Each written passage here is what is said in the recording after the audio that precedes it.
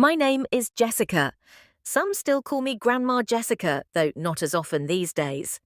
Titles come and go like the warmth in a room after everyone's left. I'm 73 and I don't ask for much. A phone call here and there, maybe a birthday card that wasn't an afterthought. But life teaches you to hold your breath around expectations. They're dangerous. They balloon quietly in your chest and explode when you least expect them, like that night at the airport. I hadn't been on a plane in over a decade. Last time I flew was for my husband's funeral, Daniel's father. But this trip was different. They told me they needed me, not wanted, needed. That word carried weight. Daniel had called me just 3 days before, said, "Mum, we're drowning. Could you stay with the kids for a while?" His voice sounded tired. Honest, I could hear the chaos in the background, the baby crying, a toddler shouting, and his wife Amanda sighing like the walls were closing in. Of course I said yes, that's what mothers do. That's what grandmothers do when their family says the word need. I packed my suitcase that same night, folded each shirt like I was preparing to step into some honor. I even brought my old quilt, the one I made from Daniel's childhood pajamas, thinking maybe the kids would love curling under it like he did. The flight was long. My knees ached and the recycled air dried out my throat. But I smiled through it, clutching my tote bag full of knitting needles, hard candies, and a photo album of happier times. I landed in the evening. The terminal buzzed with people hugging, laughing, arriving to open arms. But no one stood holding a sign or scanning the crowd for me. I waited at baggage claim for 20 minutes before calling Daniel. No answer. I called again. Nothing. It was late by the time I got a text from Amanda. "Sorry, couldn't make it. Take a taxi to the house. Garage code is 8473. Not even a hi, hope your flight was okay. Just numbers, instructions, like I was an appliance they'd ordered online. I stared at the message for a long time, the little square of blue on my phone glowing cold. I shook it off, told myself they were just busy, overwhelmed. I dragged my suitcase to the curb and climbed into a cab. The driver barely spoke English, but I gave him the address and smiled anyway. That's the thing about being 73, you get good at smiling through silences. The house was bigger than I remembered. They'd moved here a few years ago, but I'd only seen pictures. It had clean white walls and a glass door that didn't belong in a house with children. I punched in the garage code. The door groaned open like it didn't want to see me. Inside, the house was dark. No welcome sign, no soft lamp left on. Just the beep of the security alarm and the hum of a refrigerator in a kitchen that smelled like takeout. I wheeled my bag to the guest room, or what I guessed was the guest room. It had a mattress on the floor and a lamp with no bulb. There were crumpled wrappers under the bed, a laundry basket full of unmatched socks sat in the corner. This wasn't a home. It was a waiting room where things passed through, never stayed. The next morning, I made breakfast, scrambled eggs, toast with real butter, and orange slices cut into little boats, like I used to make for Daniel. The kids stumbled in one by one. Liam, the oldest, gave me a sleepy nod. "Hey!" He was 12 now, tall and already carrying the quiet awkwardness of boyhood. Ella, the 6-year-old, ran to me, wrapped her arms around my legs. "Grandma!" she shouted. That melted me. For a second I remembered who I was. But Amanda came in minutes later, phone pressed to her cheek, sighing dramatically.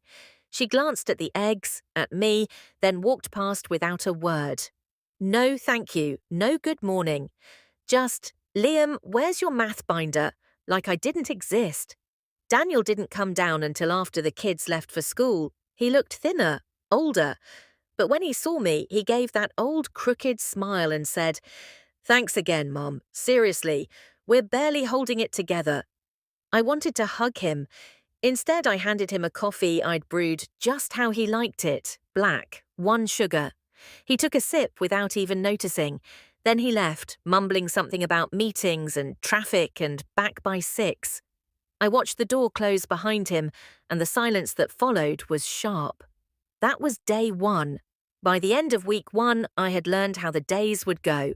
I would wake before anyone else, make breakfast, pack lunches, sweep the kitchen. I'd pick up socks from the hallway, wipe sticky fingerprints from the walls, fold laundry no one asked me to fold. I wasn't thanked, not once. If anything, I was treated like a ghost maid who floated from room to room, always busy, never seen. Amanda barely spoke to me. When she did, her words came like cold raindrops. Could you not leave dishes in the drying rack? Or Ella's allergic to strawberries now? Everything was a correction, a reminder that I didn't belong here, even as I carried the weight of this house on my back. I tried to connect. I asked Amanda if she wanted help with dinner plans. She said they usually ordered in. I offered to teach the kids how to make cookies from scratch, something Daniel loved. Amanda said the kitchen was too small for messes. I suggested we all play a board game one evening. Amanda laughed like I'd suggested we churn our own butter. But I stayed, because of Ella, because of Liam, because they lit up when I braided their hair, or helped with homework, or remembered how they liked their grilled cheese. They clung to me, not just like I was a helper, but like I was a lighthouse in a fog neither of them knew how to name. Still, the days blurred. My joints began to ache more. I started losing sleep. At night, I would lie in the dark guest room staring at the ceiling, listening to the hum of a family I wasn't quite part of. I remembered when Daniel was a boy, how he used to beg me to lie next to him when he had nightmares, how he used to whisper, "Don't leave yet, Mama." But now he barely looked up from his phone. I thought maybe it was just the stress. Maybe Amanda didn't mean to be cold. Maybe they'd warm up eventually. I clung to that thought like it was a sweater in winter. But then came the whispers. It started one night when I passed their bedroom on the way to the bathroom. Their door was cracked. I heard Amanda's voice, low and sharp. "I didn't ask for her to move in." "She's not moving in," Daniel said. "It's just until we catch our breath." "It's been 2 weeks, Daniel. So what do you want me to do?" There was silence. Then Amanda's voice again, dripping with disdain. "She's in the way." That sentence sank into me like ice water. I stood there, barefoot in the hallway, gripping the doorframe. In the way. That's what I was now. Not a guest, not family. Just a burden with grey hair and tired eyes. I didn't cry, not then. You get good at swallowing tears when you're a mother. But something in me broke. A small, quiet break that doesn't heal with time or apologies. The next morning, I smiled as I always did. I made breakfast, braided Ella's hair, waved Liam off to school. I even offered to clean out the pantry. Amanda nodded without looking up from her tablet. By evening, I knew what I had to do. Not leave, not yet. But prepare. Because I could feel the wind changing in this house. And I knew, deep down, that love wasn't what kept me here anymore. It was duty, and that duty was starting to feel a lot like erasure. There's something humiliating about realizing you've overstayed your welcome in a place you were invited to. You begin to tread more softly. You hesitate before opening cabinets. You wait to exhale until you're sure no one is watching. That's what the days began to feel like. An endless performance of silence and smallness. I became an expert at disappearing, even while doing everything. Amanda began leaving sticky notes, yellow ones, on the fridge, by the sink, near the laundry basket. Notes like, "Don't use this detergent," or "Please rinse the pan after use." One morning, I found a note taped directly to the bathroom mirror. "Please remember to keep the fan on after your shower." I hadn't even taken a shower that morning. I hadn't even used that bathroom. But that's what it had become, a language of quiet hostility. Not words to my face, just paper reminders that I was in someone else's space. I tried not to let it show. I smiled even when Amanda walked past me like I was furniture. I complimented her cooking when she actually made something, even if it was just heating up frozen lasagna. I offered to watch the kids so she could have time for herself. She always responded the same way, a forced smile, a clipped thanks, and silence for the rest of the evening. I started keeping track of how many times she looked me in the eyes. It became a game of sorts. Days would pass without a single glance. It was as if her vision slid over me, like I was a shadow, a smudge on the lens she didn't want to clean. But I stayed. For Ella, for Liam. They still hugged me, still lit up when I walked into the room. I'd become their constant, their grandmother, their warmth. And Daniel, he saw what was happening. I know he did. He wasn't blind. He noticed the notes, the cold tone in Amanda's voice, the way she suddenly had errands to run the moment I entered a room. But he didn't intervene. He kept his head down, his mouth shut, and his loyalty fixed on avoiding conflict. One night I caught him glancing at me from across the dinner table, his eyes filled with something like shame. But he didn't say anything. He never said anything. I remember sitting in the backyard one afternoon, watching Ella chase butterflies. Her giggles sliced through the air like sunshine. She ran to me, her hands cupped around nothing. "Grandma, I almost caught one." I smiled and opened my hands like I'd caught hundreds in my life. "They're tricky," I told her. "Butterflies don't like to be held." She looked up at me and said, "But I want you to stay, forever." My throat caught. I couldn't answer her right away. Instead, I tucked a loose curl behind her ear and said, "I'll stay as long as I can, sweetheart." I meant it. But even as I said it, I knew that "as long as I can" was shrinking by the day. The breaking point didn't come with yelling. It didn't come with a dramatic scene or suitcase on the porch. No, it came in the most unremarkable way, like all truly painful things do. It was a Saturday, rainy. The kids were playing inside. I'd made a pot of soup, homemade with fresh herbs from the garden I'd started to tend out back. I set the table for everyone. I even folded napkins into little triangles, something Daniel used to love when he was small. I called out, "Dinner's ready!" They didn't come. I waited. 15 minutes later, I heard laughter. From upstairs, I walked up slowly and found them all, Daniel, Amanda, the kids, in the master bedroom, eating pizza on the bed and watching a movie on the TV. The soup sat downstairs, untouched. The napkins, the bread I'd warmed, the care, all of it abandoned. I stood in the hallway. They hadn't even noticed I was missing. Amanda caught sight of me, gave me a casual, dismissive smile. "We decided on pizza tonight. Hope that's okay." No apology, no acknowledgement, just dismissal wrapped in politeness. I nodded, said nothing, and turned away. I went back downstairs, ladled the soup into a bowl, and ate alone at the kitchen counter. Every bite tasted like ash. Not because the soup was bad, it was lovely, but because I realized something awful. I didn't live here. I didn't belong here. I was tolerated, not loved. That night, I didn't sleep. I sat up in bed, the quilt pulled around my shoulders, the house silent above me. I thought about my own mother, about how she used to say, "There's nothing more invisible than a woman who's given all her love away." I used to think she was being dramatic, but now I knew exactly what she meant. The next morning, I did what I always did, made breakfast, got the kids ready, cleaned the kitchen, and then I began packing. Quietly, I folded my clothes neatly. I zipped up my suitcase. I placed Ella's drawing, a picture of us holding hands under a rainbow, into the side pocket. My hands trembled the entire time. When Daniel came downstairs, he paused at the sight of my bag. "You're leaving?" I nodded. "But you said you'd stay another month." I looked at him, really looked at him. "Daniel, I've already stayed too long." He opened his mouth, then closed it again. Maybe he wanted to argue. Maybe he wanted to say something comforting. But in the end, he said nothing. Just rubbed the back of his neck and mumbled, "I'll drive you to the airport." Amanda didn't come downstairs.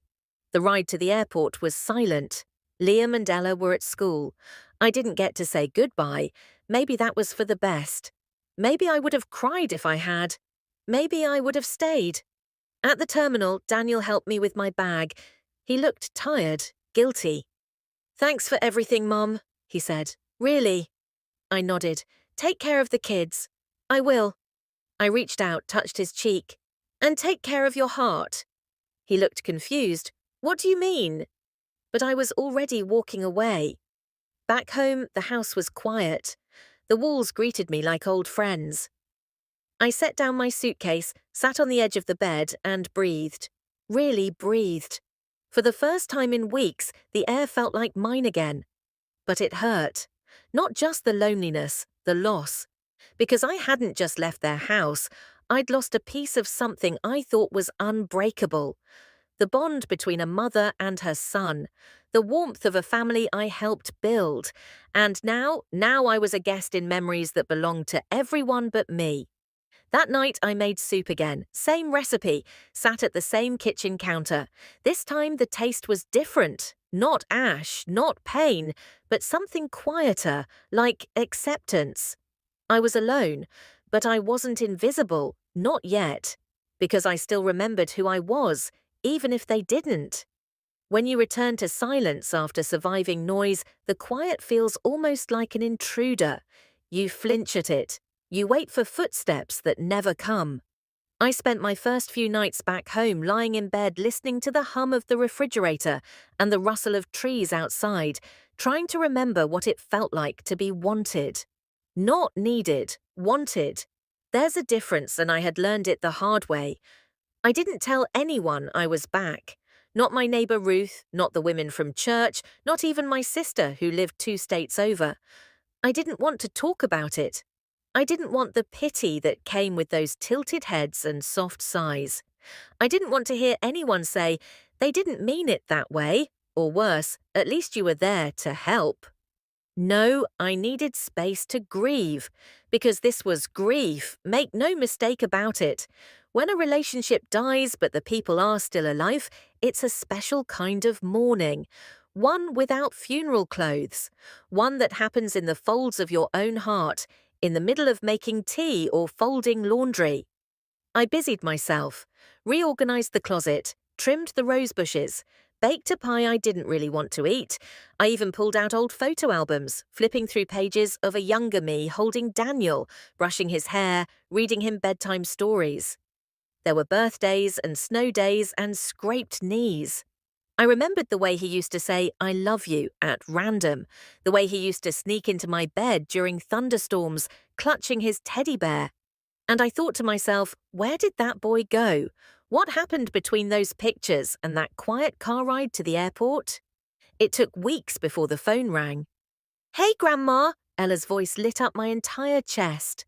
I sat up straighter, tears already stinging. "Hello, sweetheart," I said, forcing my voice to sound even. "I missed you," she said. "Did you get my card?" My hands trembled. "No, baby, I haven't gotten any mail from you." "Oh, Mommy said we sent it. It had a heart on it." I swallowed hard. Maybe it got lost, but hearing your voice is better than any card. We talked for 6 minutes. She told me about school, a butterfly she saw, and how Liam lost his tooth. She said Amanda was extra tired lately and Daddy had been working more. She asked when I was coming back. I told her gently that I didn't know. And when she handed the phone to Daniel, the line fell quiet. He said, "Hey," like I was a coworker he hadn't seen in a while. I asked how he was doing. He said, "Busy." I asked if they got the soup recipe I left. He said, "I think so." I asked if the garden was still alive. He said, "Amanda's been too tired to water it." That was it. That was the depth of our exchange, as if I hadn't once held his whole life in my hands. When we hung up, I sat in the silence again. And that's when it hit me. I wasn't coming back. Not in the way Ella wanted, not in the way I wanted. That chapter was closed, and now I had to figure out who I was without them. Or rather, who I had always been, buried beneath the layers of service and sacrifice. So I started with mornings. I made them mine. I'd wake before the sun, boil water for tea, and sit by the window with my journal. I wrote about my childhood, about Daniel's first steps, about the day I buried my husband. I wrote about the sound of Ella's laugh, and the way Liam clutched my fingers when he was scared. I let it pour out of me, like water breaking through a dam, and in the writing, I began to stitch myself back together. I started volunteering at the local library. Nothing big, just reading to kids on Thursdays. But it gave me purpose. And sometimes a little girl would climb into my lap and ask me to read the same story twice. Their eyes reminded me of Ella's, and though it ached, it also healed. Bit by bit, Ruth from next door brought over muffins one day. She didn't ask questions, just said, "It's good to see your lights on again." And we sat on the porch, two old women sipping coffee like nothing had shattered inside me. But at night, the ache still came. Not loud, not dramatic, just a soft throb. A quiet reminder that I had given everything and still been found too much. Sometimes I'd replay moments in my head, wondering if I could have done something differently. Maybe I should have stayed quieter, or been more helpful, or less present, or more. That's the trouble with doubt. It reshapes the past until even your kindness feels like a mistake. But then I remembered. I had loved them, fully, fiercely. I had woken early and stayed up late. I had watched over them when they were sick, comforted them when they cried, and showed up even when it cost me. And they forgot. Or maybe they just chose to remember a version of me that was easier to dismiss. There's a pain that comes not from cruelty, but from casual disregard. It's the pain of being erased slowly, of being made invisible not through anger, but through indifference. I started lighting a candle every evening, a small ritual just for me. I'd sit in the living room, tea in hand, soft music playing, the candle flickering. It became my way of saying, I'm still here, I still matter, even if no one sees it. And slowly, the grief turned into something else. Not peace, not quite, but a quiet acceptance.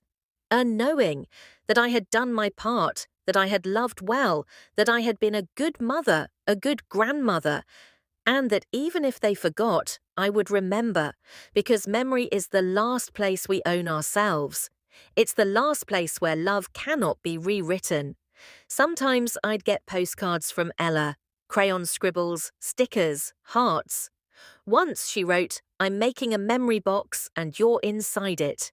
I cried for hours after that, because even in her small way, she understood what most adults forget. Love is remembering, and forgetting is the cruelest thing we do to those who gave us everything. I started noticing things about myself I had forgotten, like how my hands always tremble a little when I'm nervous, or how I hum without realizing when I'm deep in thought. These small things, invisible in a house where every moment was about someone else's needs, now became part of my days. They weren't grand discoveries, but they were mine, and I clung to them like old photographs.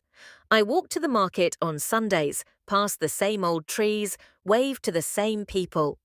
Some of them looked at me like I was just a regular old woman, but others, the ones who had seen me with Daniel when he was little, gave me that look, half kindness, half curiosity, as if trying to figure out what I had done to end up alone. I never answered their silent questions, not because I couldn't, but because I didn't want to open that door. Pain becomes a rhythm after a while, predictable, manageable. But talking about it, hearing it out loud, makes it raw again. So I stayed silent. One morning, I got a letter, handwritten, my name scrawled across the envelope in a child's careful script. Inside was a folded page with uneven lines, a drawing of a stick figure holding a heart, and the words, "I love you, Grandma. I still remember you." Ella, that single sentence undid me. I sat down right there on the kitchen floor and sobbed. Not just because she remembered, but because she knew the importance of saying it. She knew what her parents didn't. That love fades when left unspoken, that people wither when they are only needed and never cherished. That night, I didn't light just one candle, I lit 5. One for each year I had poured into that house, one for every time I bit my tongue, one for every tear I held back in the name of peace. One for Ella, and one for me. I wrote her back, a real letter, with ink and care and trembling hands. I told her stories about when her father was little. I told her about the time he got his head stuck in the stair railing and how I had to butter his ears to get him out. I told her about the time he tried to fly by, jumping off the porch with an umbrella. I wanted her to know he was once someone full of wonder, that he had laughter in him before adulthood hardened his edges. I didn't say anything bad about him. I didn't need to. Children don't need their hearts confused. I simply let her know that love had lived in that house once, that I had held it, nurtured it, and then watched it disappear. She wrote back, again, and again. I started keeping her letters in a wooden box, my memory box, the one that reminded me I still existed somewhere in the world, in someone's heart. Months passed, seasons changed, the pain dulled, but it never vanished. I suppose that's the thing no one tells you. Healing doesn't always mean absence of pain. Sometimes it just means learning to carry it better. On Christmas morning, I woke up to silence. No little feet thumping down hallways. No wrapping paper chaos. Just the soft ticking of my clock and the quiet breath of snow against the windows. I made myself tea, ate a piece of toast, lit a candle, and sat. But then I heard footsteps on my porch. Hesitant, unsure. I opened the door, and there she was. Ella, holding a lopsided gift wrapped in newspaper and string. Her cheeks were red from the cold, and her eyes held the same spark they always had. "Merry Christmas, Grandma," she said. I didn't ask how, I didn't ask why. I just pulled her into my arms and held her like I never wanted to let go. Behind her stood Daniel, silent, older, tired. He didn't smile, just nodded. Maybe it was guilt, maybe it was something softer. I didn't care, not in that moment. All that mattered was the warmth in my arms, the tiny heartbeat pressed against mine. Inside, Ella opened her gift to me, a drawing, crayons on folded paper, a picture of two people holding hands under a tree, surrounded by hearts. She pointed. "That's you, and that's me, and that's love." My throat tightened. I wanted to say something profound, something she would remember, but all I could manage was, "It's beautiful." Daniel stayed for 10 minutes, sat stiffly on the couch, complimented the tea, then said they had to go. Amanda was waiting. I nodded, no questions, no accusations. When they left, Ella hugged me again. She whispered, "Don't forget me." And I whispered back, "Never." I stood at the door long after they drove off, snow falling in soft spirals, the sky pale and empty. That visit didn't change everything. They didn't come back often. There were no apologies, no mended relationships wrapped in bows. But something had shifted. Ella remembered, and she made sure I knew it. And maybe that's what we get sometimes. Not the full restoration, not the grand reconciliation, just small moments of love in unexpected places. Just enough light to keep the darkness from swallowing you whole. I started writing more letters, not to them, to myself. I wrote down who I was, who I had been, who I still hoped to become. I wrote stories I had never told anyone. I made peace with the parts of me that had been ignored for too long. I learned to dance again, alone, in my kitchen, in socks and soft music. I twirled and swayed and laughed when I stumbled. I wasn't trying to be young again. I was just trying to feel alive. And I did. In spite of it all, in spite of the forgetting, the pain, the silence, I found pieces of myself that were never truly lost. Just buried, waiting to be uncovered. Years teach you things that people cannot. You learn how time doesn't always soften the pain. It simply teaches you how to carry it with quieter hands. I once thought that my story had ended the moment they walked out of that house and left me behind. I thought the silence was the period at the end of my sentence, but it wasn't. It was just a pause. A long one, a painful one, but still just a pause. It's strange how the absence of people becomes its own kind of presence. The rooms that used to echo with laughter or arguments or hurried footsteps now echoed with a different kind of noise, the kind that memory makes, not loud, not obvious, just soft shadows brushing past you while you pour tea or fold laundry.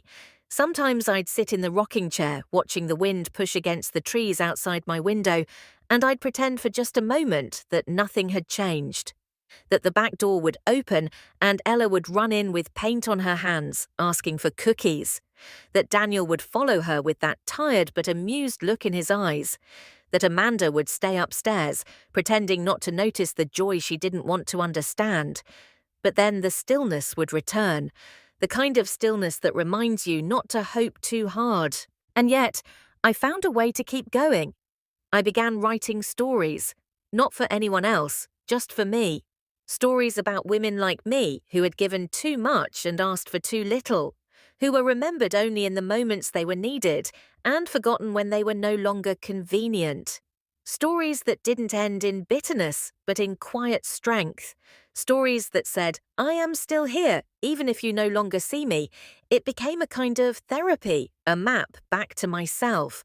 One afternoon, I opened the wooden box where I kept Ella's letters. There were 12 now, each one with her crooked handwriting, her drawings, her honesty. One of them said, Grandma, I think about you when I see stars. You're like one, always there even when I can't see you. I folded that one gently and pressed it to my chest. Because she understood something her parents never did, that love doesn't disappear just because it's ignored. I didn't hear from Daniel much, sometimes a birthday text, sometimes nothing, and Amanda never reached out again. I stopped expecting it. Some people choose the comfort of pride over the discomfort of truth, and that's their path, not mine. But Ella, she kept finding her way to me. When she turned 13, she showed up again, taller now, more aware. Her eyes didn't just shine, they searched. She hugged me and asked me if I was happy. I didn't know how to answer that. Happiness had become a complicated word. I have peace, I told her. That's better than happy. She nodded like she understood, and maybe she did. She always seemed older than her years. We spent the weekend together. I cooked her favorite things. We played old card games. She asked me questions about my childhood, about my parents, about love and loneliness. I told her what I could, careful not to pour my pain into her hands. Children don't need to carry the weight of our regrets. Before she left, she gave me a new letter. But this one was different. It wasn't just a drawing or a few sentences. It was a real letter. Thoughtful, honest. In it, she wrote, I want to be the kind of woman you are, kind even when it hurts, strong even when you're tired, and full of love even when it's not returned. I sat with that letter for hours, read it over and over until I could hear her voice in every word. It reminded me that love never really disappears. It just finds new ways to reach you. Sometimes I think about the early days of that house, about Daniel as a boy, about how he used to run through the kitchen with toy airplanes, how he'd curl up beside me during storms because my heartbeat made him feel safe. I wonder where that boy went. What hardened him? What turned him away from the very arms that had held him through every fear and every fever? But I also think about how I survived it, how I didn't let the silence define me, how I didn't become bitter, even though bitterness would have been easier. I learned how to live again, not because someone came and rescued me, but because I chose to rescue myself. I planted a small garden out back, just tomatoes, basil, and a few flowers that reminded me of my mother. Every morning I'd walk out there with a cup of tea and greet the quiet like an old friend. Sometimes the breeze would carry a scent from the earth that made me close my eyes and smile. Life, even in its smallest form, has a way of whispering that it still wants you here. I kept writing. I filled notebooks, stories, reflections, letters never sent. Some nights I cried while writing, some nights I laughed. But every page was a piece of me stitched back together. I also started volunteering at the library, just a few hours a week. Reading to children. It felt strange at first, being needed again, but it was healing. Their little hands reaching for mine, their laughter echoing through the aisles.